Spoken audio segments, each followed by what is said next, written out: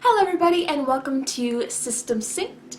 I am Pixie, and after a brief hiatus as we moved between houses, I am back to answer some frequently asked questions over from our TikTok account.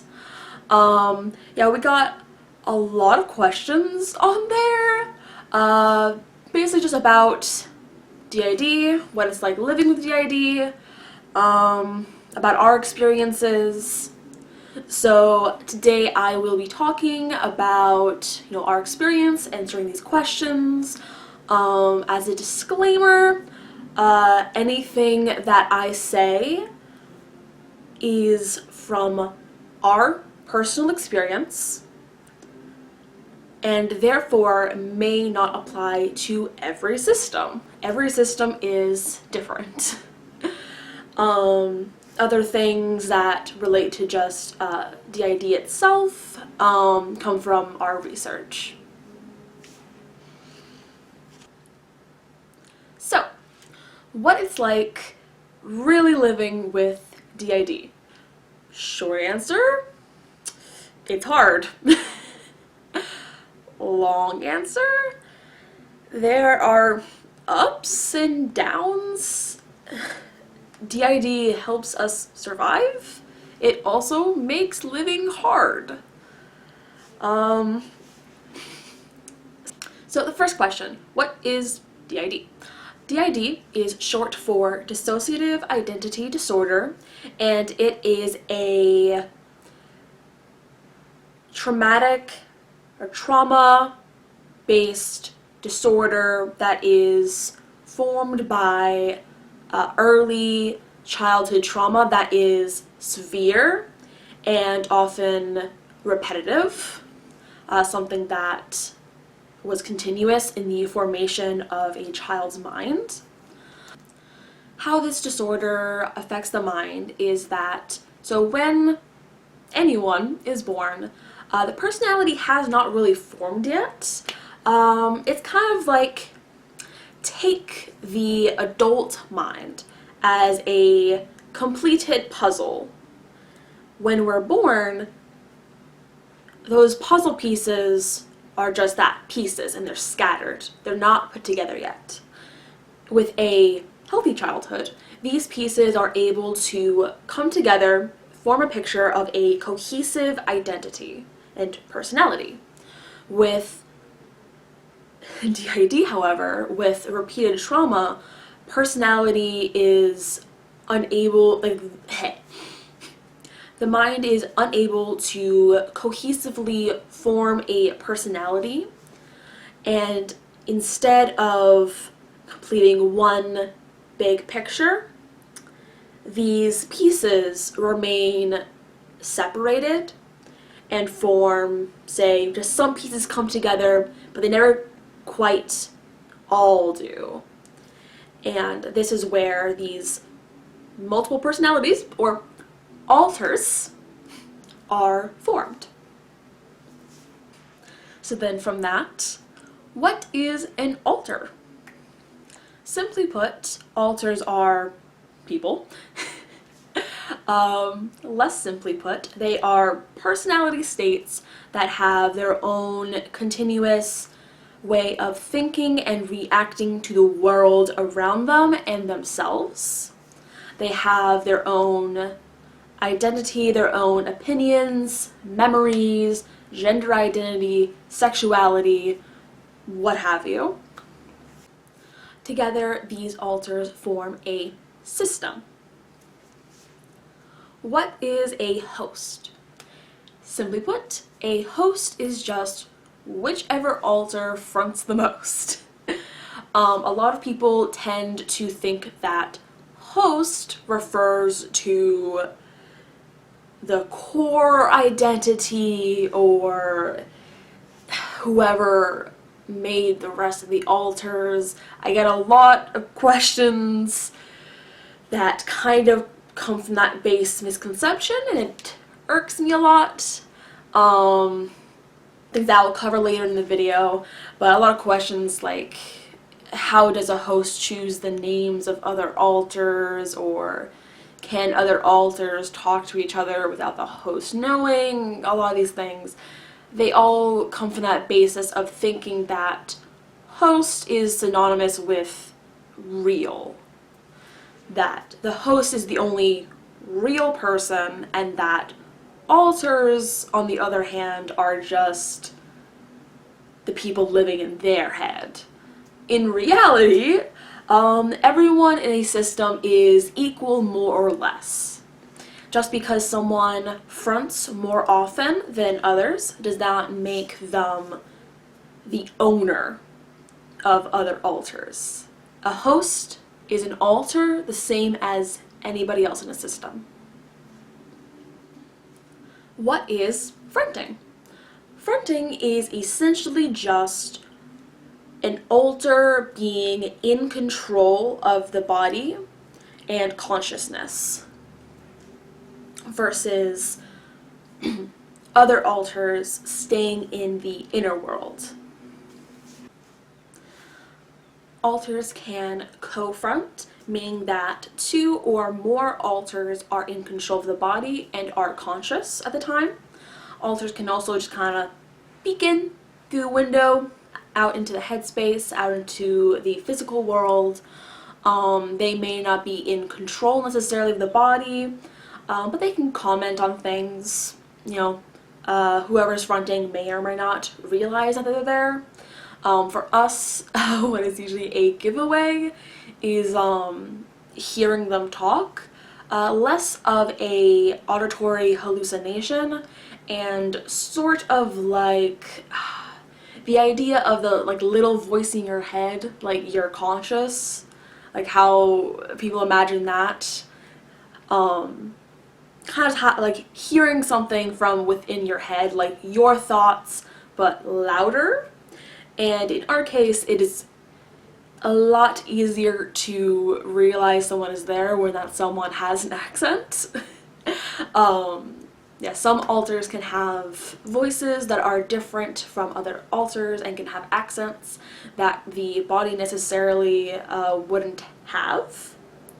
For example, while this is our standard speaking voice, more or less, because we kind of have to work together to keep a public face. If I'm in private and I am talking one-on-one with someone that I trust, and I am talking about something personal to me, Pixie, I may talk more like this, a little more enunciated, a little higher, with greater pauses. My voice comes more from the head, and that is when I am able to think more clearly, because I am thinking and speaking as myself. I am able to more comfortably be my own person when I am not sort of masquerading as our public face, since we have switched hosts a few times. We don't really have a cohesive, or there is not one singular alter that everyone in our life knows us as. We all sort of have to pretend to be someone that doesn't really exist when we are not in private circles. And that is why we have a more flat chest voice that is more androgynous, because it is something that most alters can hit. For example, I I can do quite a few alters accents.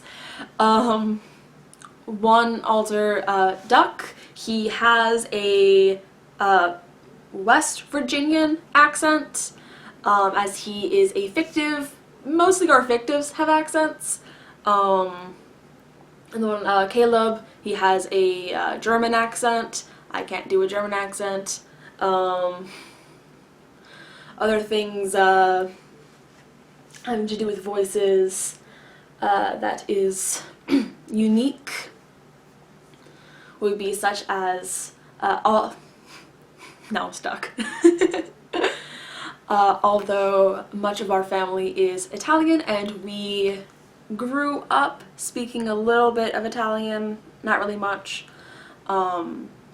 Not every alter can properly pronounce Italian, aka me. I can't do that. I'm the only alter who I think who can't do that. Link can. This is something very embarrassing for me. Because Link spent more time around our family that is Italian.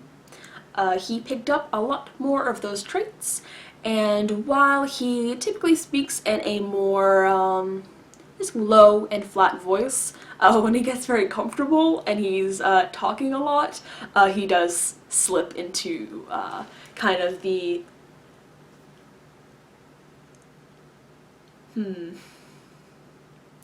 conversational Italian volume that is common in our household. I, however, can't roll my R's. I can't pronounce Italian, and it's shameful. He can, though. Yeah, so even though the body, depending on who is fronting, can do various accents depending on whose accent it is, that does not mean that every alter can.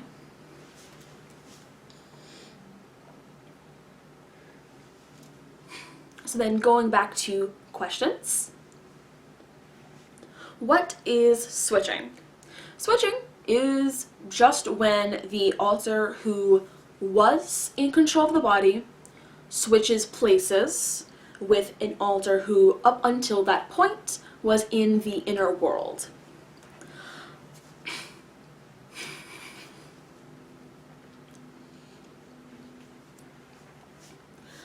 This was not a comment that I received, but because I mentioned it a few times, I thought I would explain. Question: what are amnesic barriers? Think of amnesic barriers like walls between rooms.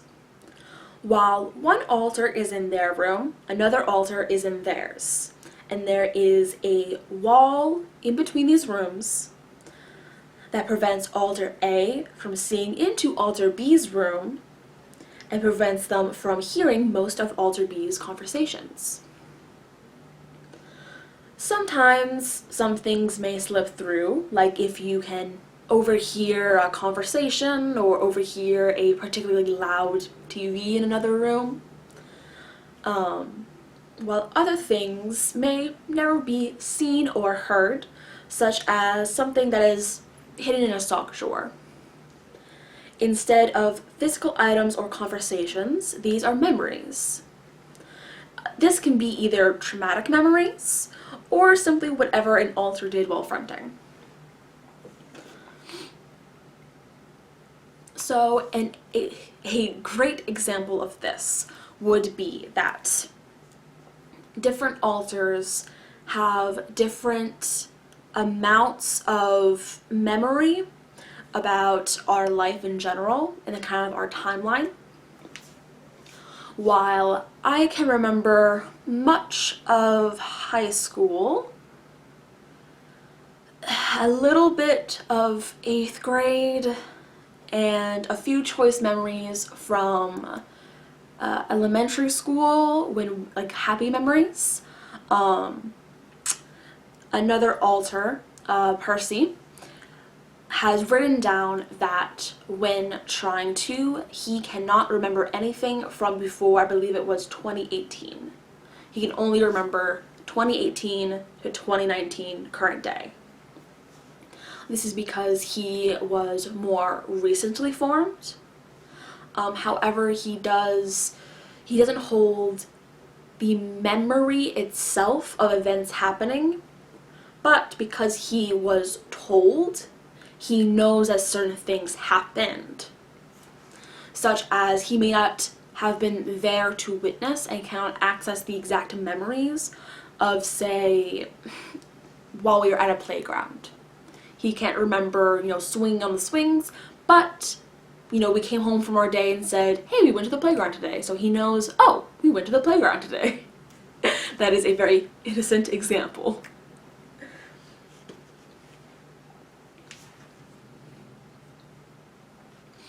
So here is one of the questions that we got a lot. How do you know when alters are going to front? We don't. Not all the time, at least. Not a lot of the time. Sometimes we can feel someone kind of coming on. Like you can tell someone entering the room you're in. A good example of this, which is why we got the question, is a few days ago. I was painting. I was in the middle of a painting and I kept getting very dizzy and my mind kept wandering, and I could feel the presence of our alter, Caleb, in the headspace and attempting to front, which is why I started to dissociate so heavily. But because I personally, if I am not in a stressful situation, I can hold on to front a lot easier than other alters might. And so I could still function in this time, and I was able to get up, get rid of the paint water, put things away, and set out some things that I knew that alter would want or need. Because I know from experience from the last time that they fronted, that they were very confused and didn't know where things were. So I wanted to make sure that it would be easier for them. Other times, however, a switch is wholly involuntary, and it is either so rapid that there's no time to react, or you are in such a dissociative state that you can't really process that someone is switching in or out. Examples of both of these would be the other day. I believe it was in the middle of watching a movie, perhaps? Well, I was in the middle of watching a movie, probably, and next thing I knew, it was several hours later. It was nighttime now. And using context clues, I figured out who was fronting. But there was no really time for me to react, because number one, I was distracted from watching a movie. And number two, it just happened so fast that I didn't know it was coming. I didn't know they were trying to front. It just happened. Versus other times, such as the other night, while live streaming,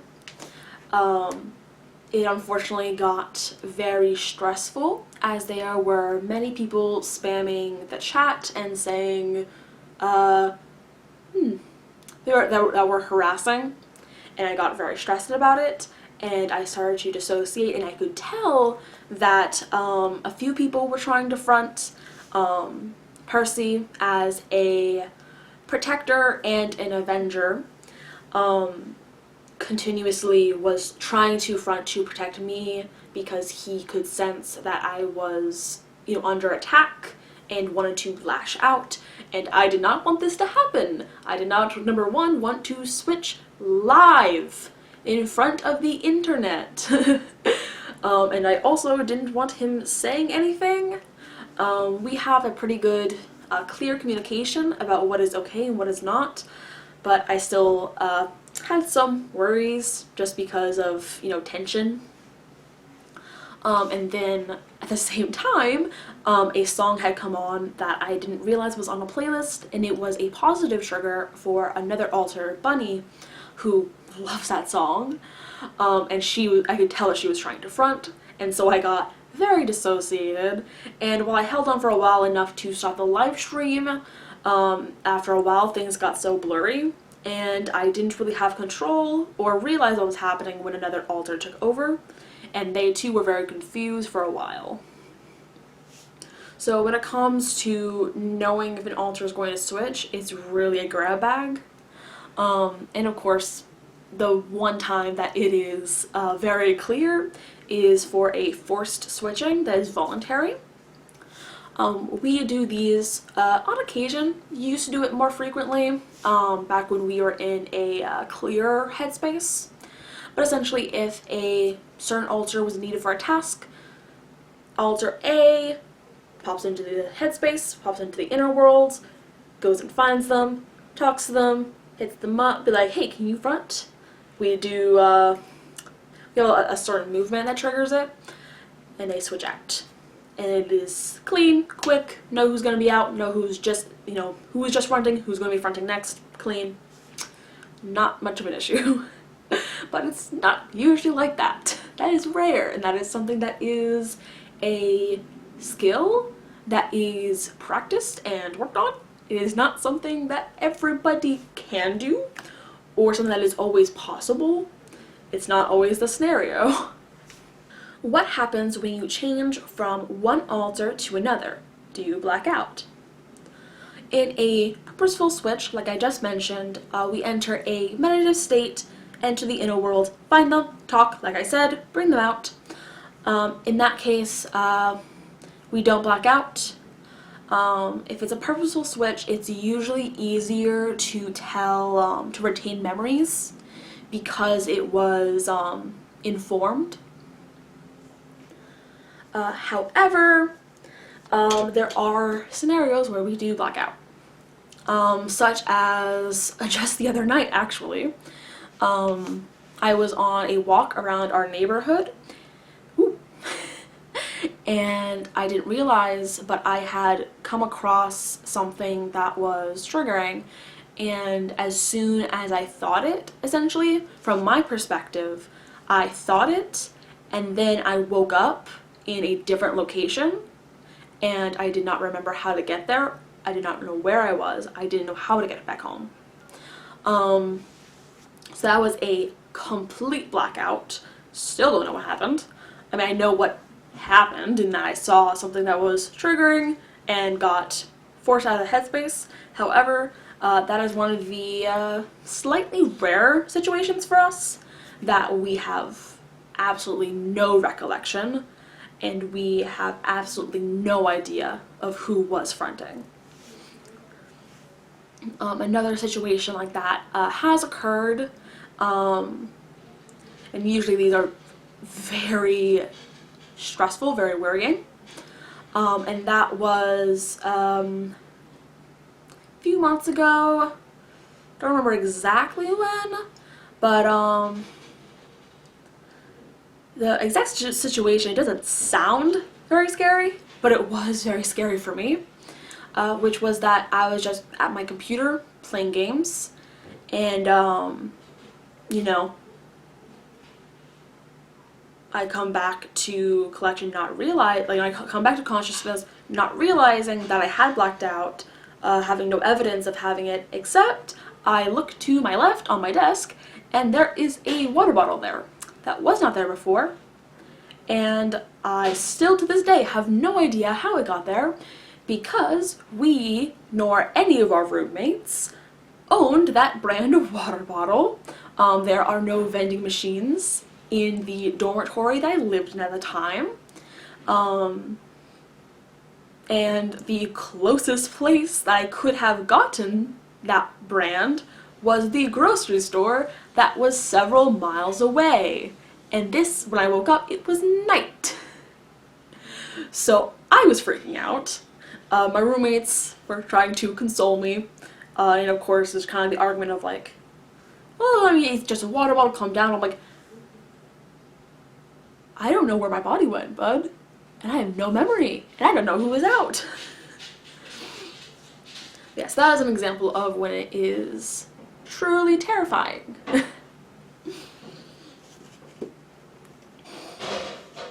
Question. What happens when you are not the alter who is out, who is fronting? It depends. Best case scenario with a full switch, that is when you're not co-fronting, and is what we talked about before, where it was purposeful and not because of a traumatic or stressful or negatively triggering event. It's kind of like when you come back to, kind of like waking up from a dream, wherein you may remember bits and pieces. It slowly fades away, and maybe a little bit later something reminds you of your dream and you remember more. But it's all kind of very hazy. It's difficult to tell, you know, what exactly happened, what didn't.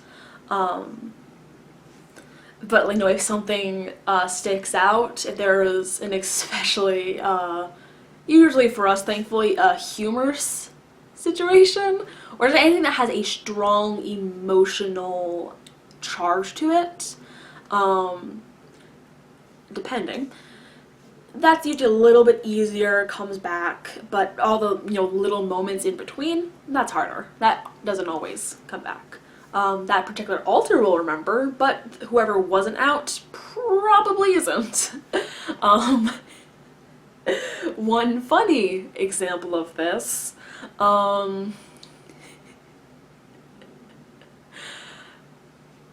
Link is very impulsive, but impulsive for, like, the joke. He picks that up from our brother.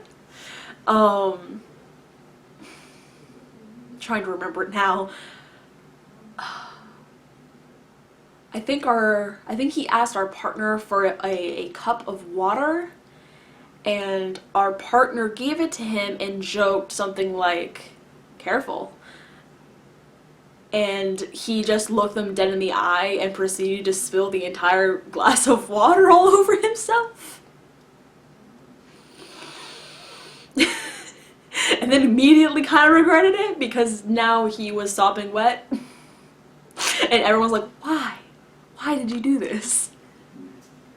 Yeah, just little things like that tend to stick out when you come back to. You're just like, did they pour a cup of water on themselves? In some cases, there's also like videos. So we'll watch a video of another alter and we'll be like, huh. Such as Link made a video of him stepping into a shower fully clothed.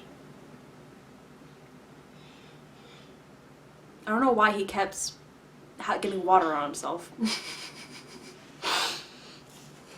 Yes, and like I mentioned before, other times it is a complete blackout. That means you retain absolutely no memory. No one may know.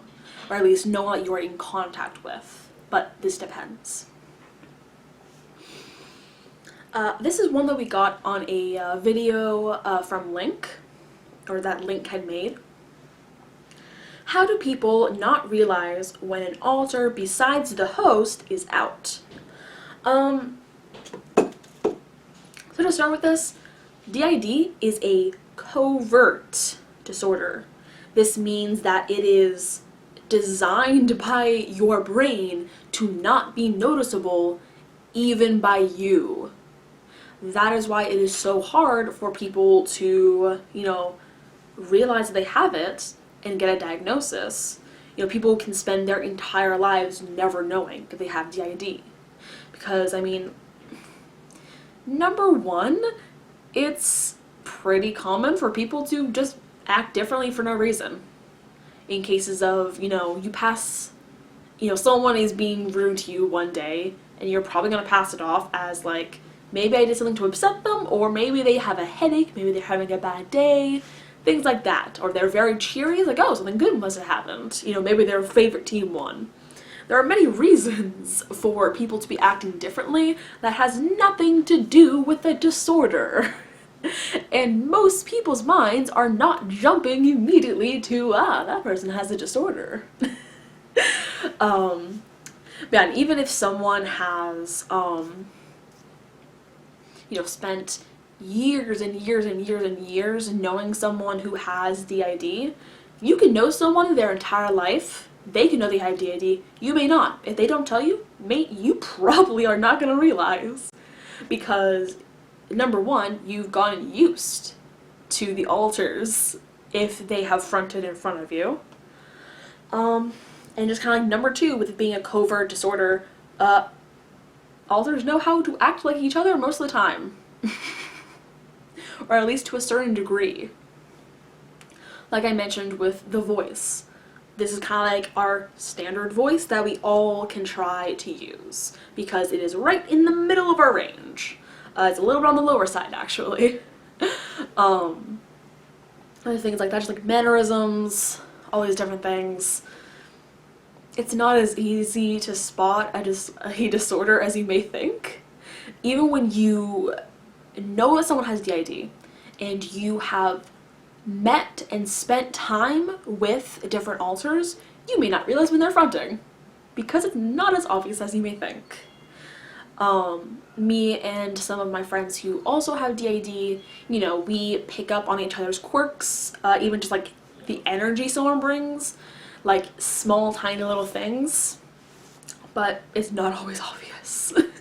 We may guess, like, oh, I think this person's out, right? And they're like, yeah, hi. But it's not always obvious. Do alters communicate without the host knowing or addressing them? Yes. I like to use the example of an apartment for this. Just because you are all tenants in the same building, you don't know what each other is up to at every moment of every day, and your neighbors don't need to wait for you to give them permission to talk. Other alters can have friendships, relationships, can hang out in the inner world without the host, giving them permission. Not to be insensitive, I know it comes from just, lack of information. But still, this is coming from the misconception that hosts own their alters, which again, not the case. They're just another alter. But yes, absolutely. Alters will and do talk to each other, talk to other people outside of the system, do their own thing, all without the host having to give them permission or knowing. The host does not always know everything that goes on in a system. Just because they're out a lot doesn't mean that they hold all the keys. They don't hold everything. They're not in control. Something we've been asked is, who is the core?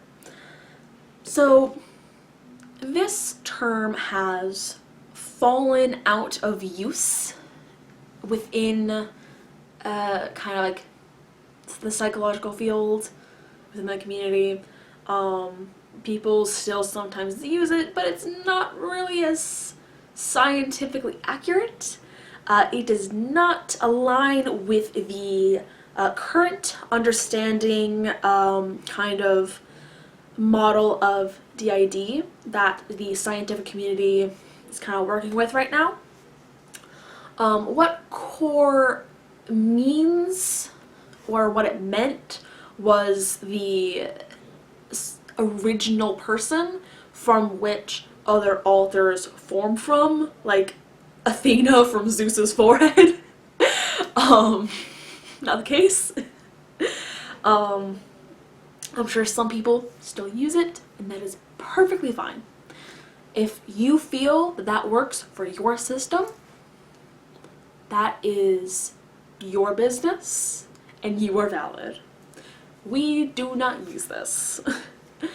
We use the current understanding of DID, which is that of structural dissociation theory, if I remember correctly, which, like the example I used before, it's not so much it's not that you start as one person and become many.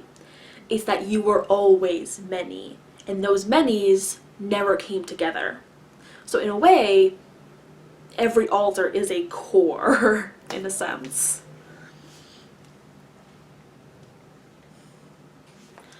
Who is the original host? We don't know.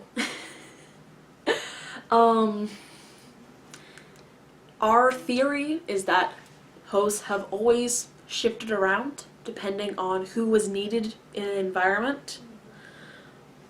That is kind of, as is the next question? It's one of the later questions of how choosing a host works. Not really chosen. Whoever is the host, whoever is fronting the most, it depends on what the system as a whole needs. So while I can't remember really middle school or really anything about elementary school, yeah, maybe bits and pieces of when I fronted, other authors might remember. I believe Link remembers 7th grade, and he remembers senior year because he was the host at that time, we know that. But other than that, it's hard to differentiate when you're looking back before alters were kind of, before we had introduced ourselves in a sense. We can make educated guesses based on who can remember what and our behavior at that period in our life, such as 7th grade. Ooh, my jaw just popped. In 7th grade, that's when we began questioning our gender identity because Link was fronting more often and he identifies as male. The body is defab. So he can remember going through a few different names. He remembers coming out to a few close friends. He remembers making a few vlogs actually, where he talked about himself.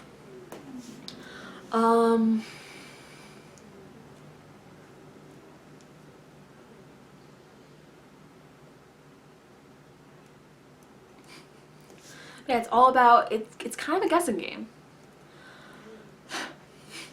The next question is, how many alters are there? At the moment, we have 17 prominent alters.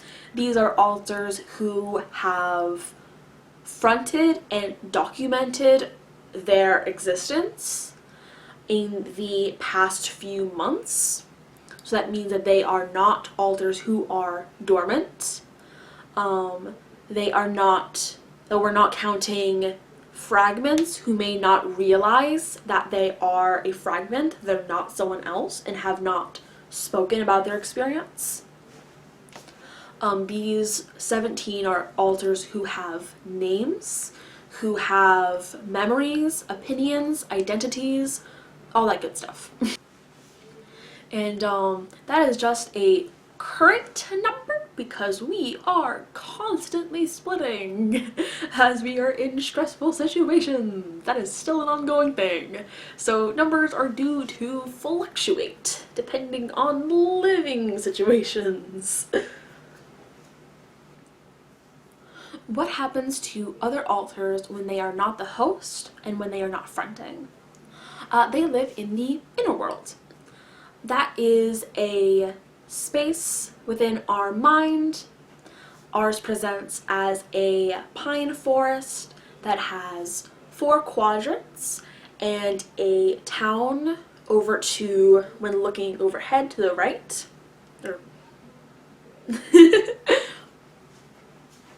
And almost every alter has their own unique place within the inner world where they reside and can be found at. How do alters communicate with each other? I'd say 3 ways mostly. Number 1 being just kind of like memory transferring over. That's one method of communication. The next would be just talking in the inner world. And the last is writing in our system journal or writing in our notes on our phone or posting on social media or making videos. Basically, memory transfer, talking, and interaction with the outside world they leave behind. How does choosing a host work? Again, hosts are not typically chosen. In some cases, a host may be chosen by alters coming together to talk about what is needed, and they may choose someone to front more often. But most of the time, this is involuntary, and it is based on what the system as a whole needs to survive in a given situation.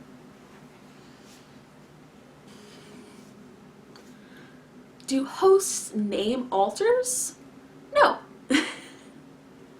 Alters form with their own names already, or they may choose their own name or choose a new name if the name they are born with conflicts with the system's needs.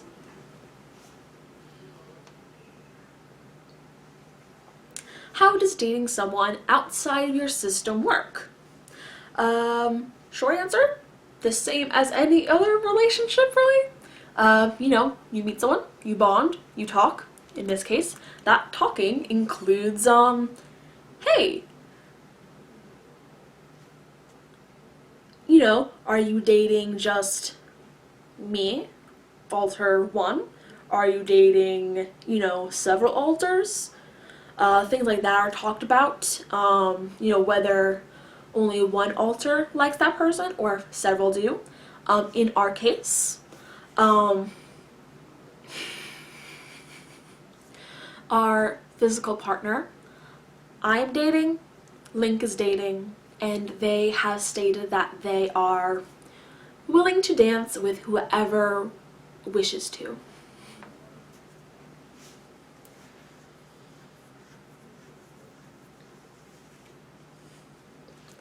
Yeah, and essentially it just means that that physical partner needs to acknowledge that the body they're dating won't always be occupied by the person they're dating, and they have to be okay with that. And lastly, how does dating someone inside your system work? Again, basically the same as any other relationship. The only difference being that, it may be easier to see each other in a sense because you both live in the inner world. It may be harder because if a system in general is under a lot of stress, it may be harder to focus on the inner world. It may be easier or harder to communicate and feel each other's emotions, as alters sometimes can have those emotions bleed over and they can feel each other's emotions and thoughts. Sometimes it is harder. It all depends. As of July 14th, 2019, that is the most frequently asked questions from our TikTok account. Thank you for watching. I hope you have a wonderful day. This has been System Synced, and I have been Pixie.